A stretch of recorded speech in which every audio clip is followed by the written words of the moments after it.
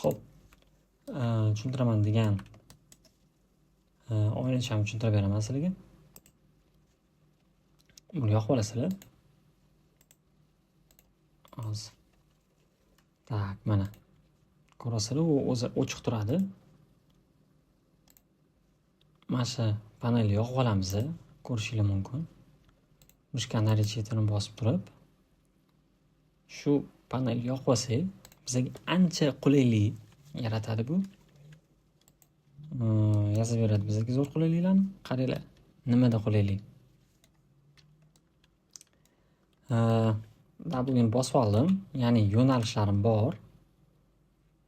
Nuqtani belgilab oldim. Mana ko'rasizlar, общий ushyapti.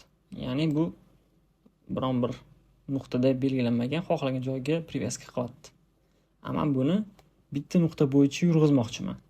Menga nima kerak? Shu funksiyamizni yo'q olamiz.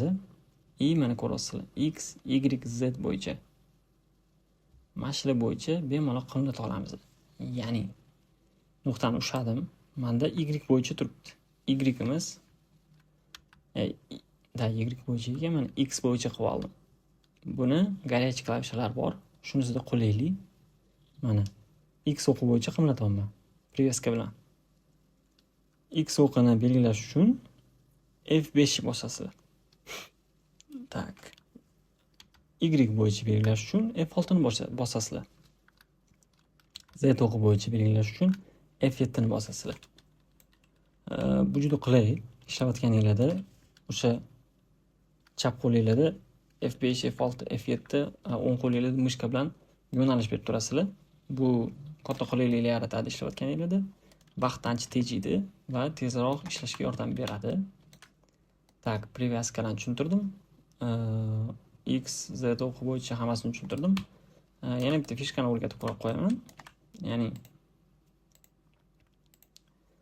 bu narsani asosan to'g'rilab olinglar. Bu model yasayotganingizda mana birinchi belgilab oldik.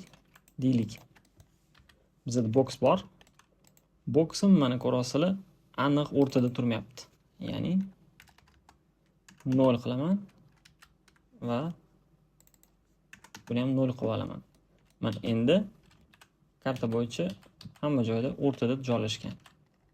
Model tashlayotganda ham sahnaning o'rtasiga tushadi. Shunda qiynalmaysizlar. Model yo'qolib qolmaydi. Bino narigi betda, model bu betda bo'lmaydi. Ancha qulayliklar yaratadi sizlar uchun. Ishlarni tezlashtiradi. Xo'p, boyagi funksiyalarni qaytarib olaman.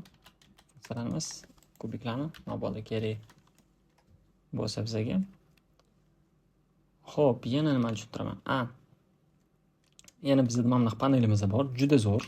Menga juda yoqadi. Ya'ni sahnada bizda har xil narsa bo'ladi. Obyekt bo'ladi, kamera bo'ladi, ya'ni keyin lightlar bo'ladi. Mana light belgilab qo'yaylik. Quyoshlar bo'ladi. Men misol uchun geometriyani ushlasam, faqat geometriyani ushlashim uchun ko'rasizlar, men bitta geometriyani yoqib qo'yaman va faqat menda geometriyani ushlab beradi. Ko'rasizlar? Shakllarni ushlab beradi. Agar menga faqat yorug'likni ushlash kerak bo'lsa, light bor. Lightni belgilab olaman. Menda yorug'likni ushladi.